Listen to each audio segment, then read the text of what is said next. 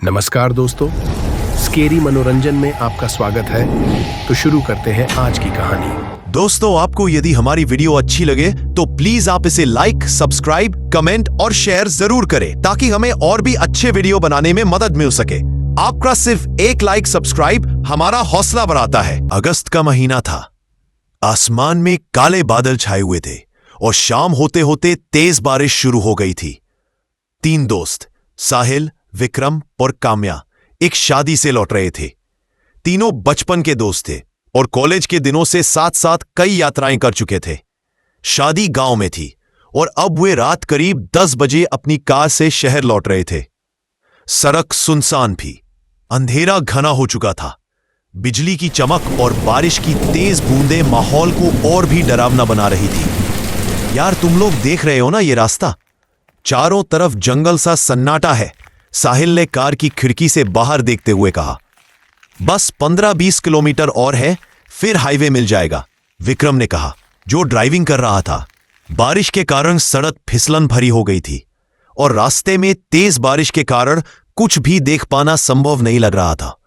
जैसे ही उन्होंने एक मोड़ पार किया, एक जोरदार आवाज हुई, धप! शिट, टायर फट गया। विक्रम ने गाड़ी धीरे करते हुए साइड में लगा दी। तीनों कार से बाहर निकले। बारिश अब भी तेज हो रही थी और चारों ओर कुछ भी दिखाई देना मुश्किल था। गाड़ी का पिछला टायर पूरी तरह पंक्चर हो चुका था। क्या करें? आसपास कोई मदद भी नहीं दिख रही, साहिल ने चिंतित होकर कहा। विक्रम ने मोबाइल निकाला। No network. साहिल के फोन में भी यही स्थिति थी। तभी साहिल की नजर सड़क के उस पार एक पुराने से मकान पर पड़ी। मकान टूटा फूटा था, लेकिन एक खिड़की से पीली सी रोशनी झलक रही थी।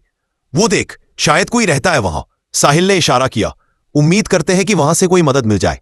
चलो देख लेते हैं, विक्रम ने कहा। वे तीनों कीचड़ भरे रास्ते से उस मकान की तरफ बढ़े। मकान के पास पहुंचने पर देखा कि यह एक पुरानी हवेली थी।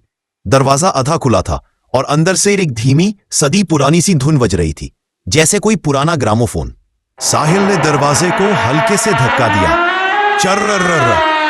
दरवाजा धीरे धीरे खुला। अंदर घुप अंधेरा था। बस एक कोने में दीवार पर टंगी लालटेन की रोशनी टिमटिमा रही थी। दीवारों पर धूल जमी थी, छत से जाले लटक रहे थे। एक कोना किताबों और पुराने फर्नीचर से भरा था। सब कुछ जैसे समय में ठहर गया हो। कोई है? विक्रम ने आवाज लगाई। तभी पीछे से एक धीमी आहट हुई। तीनों मुड़े तो देखा, एक बूढ़ी औरत खड़ी थी। उसकी सफेद साड़ी गीली थी, बाल उलझे हुए थे और उसकी आंखों में अजीब सी चमक थी। इतनी रात को यहां क्यों आए हो? उसकी आवाज बहुत धीमी और ठंडी थी। माफ कीजिए, हमारी गाड़ी खराब हो गई है। हम बस थोड़ी देर रुकना चाहते हैं, जब तक बारिश थम ना जाए, साहिल ने कहा। बूढ़ी औरत ने बिना कुछ कहे सिर हिलाया और अंदर की ओर इशारा किया। तीनों अंदर आकर ड्राइंग रूम में बैठ गए। बूढ़ी औरत ने उन्हें एक चाय जैसी कोई चीज दी, जिसकी महक अजीब थी। आप यहां अकेली रहती है? साहिल ने पूछा। नहीं, यहां बहुत लोग हैं, बस दिखते नहीं अब, औरत ने मुस्कुराते हुए जवाब दिया। साहिल, काम्या और विक्रम एक दूसरे को देखने लगे। बात कुछ ठीक नहीं लग रही थी। तभी एक चीख सुनाई दी, तेज, औरत की चीख, घर के पिछले हिस्से से। क्या वो आवाज? विक्रम ने डरते हुए पूछा। तुमने कुछ नहीं सुना?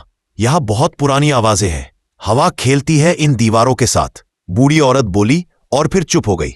बारिश अब और तेज हो चुकी थी। बिजली चली गई थी और सिर्फ लालटेन की हल्की रोशनी बची थी। तभी एक दरवाजा अपने आप खुला। एक कमरा जिससे हल्की रोशनी आ रही थी। चलो देखते हैं ये क्या है, साहिल ने धीमी आवाज में कहा। तीनों कमरे में गए। ये कमरा बाकी हिस्सों से बिल्कुल अलग था। बहुत सजा संवरा, दीवारों पर पुरानी तस्वीरें, एक बड़ा शीशा और बीच में एक मेज जिस पर एक पुराना म्यूजिक बॉक्स रखा था। साहिल ने म्यूजिक बॉक्स को घुमाया और एक धीमी धुन बजने लगी। तभी अचानक कमरे का तापमान गिरने लगा। शीशे में हलचल हुई। तीनों ने देखा, शीशे में उनका प्रतिबिंब नहीं था, बल्कि 3 जले हुए इंसान, 2 पुरुष और एक स्त्री, खून से सने उनके स्थान पर दिखाई दे रहे थे। साहिल और विक्रम चीखते हुए पीछे हटे। तभी बूढ़ी औरत फिर से दिखाई दी, लेकिन इस बार उसकी आंखें पूरी तरह सफेद थी। उसका चेहरा डरावना हो गया था। अब तुम भी यही रहोगे जैसे बाकी सब रह गए, उसकी आवाज गूंजने लगी। हमने कुछ नहीं किया, हमें जाने दो, विक्रम चिल्लाया। तुम आ गए, अपने आप अब बाहर नहीं जा सकते। और वो हंसने लगी। एक खौफनाक हंसी जो पूरी हवेली में गूंज रही थी। कमरे का दरवाजा अपने आप बंद हो गया। शीशे में अब वो तीनों खुद को देख सकते थे, लेकिन उनके चेहरे पर खून था। उनकी आंखें डर से फटी हुई थी। फिर सब कुछ काला हो गया। सुबह गांव के कुछ लोग सड़क से गुजरे। उन्होंने देखा कि एक कार सड़क किनारे खड़ी थी। टायर पंक्चर था और दरवाजा खुला हुआ। कार में कोई नहीं था। पास ही वो पुरानी हवेली थी, लेकिन अब वो सिर्फ एक खंडहर थी। न खिड़की में रोशनी थी, न कोई बूढ़ी औरत। सब सूना। गांव के बुजुर्गों ने बताया, उस हवेली में 30 साल पहले आग लगी थी। उसमें रहने वाले पति पत्नी जलकर मर गए थे। कहा जाता है कि जो भी उस हवेली में रात बिताता है कभी वापस नहीं आता। कई लोगों ने वहां अजीब सी आवाजें सुनी हैं, एक बूढ़ी औरत की और 2 लड़कों और एक लड़की की।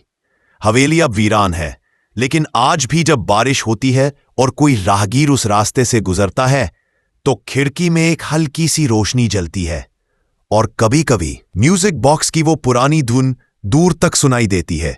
याद रखिए, जब भी आप कभी बरसात की रात में जाए तो भूलकर भी ऐसी हवेली में ना जाए, इससे दूर रहे। तो दोस्तों, कैसी लगी आपको हमारी आज की कहानी? हम आपके लिए आगे भी ऐसे ही कुछ और मजेदार किस्से लाते रहेंगे। तब तक अपना ख्याल रखिए और हमारे चैनल स्कैरी मनोरंजन से जुड़े रहिए।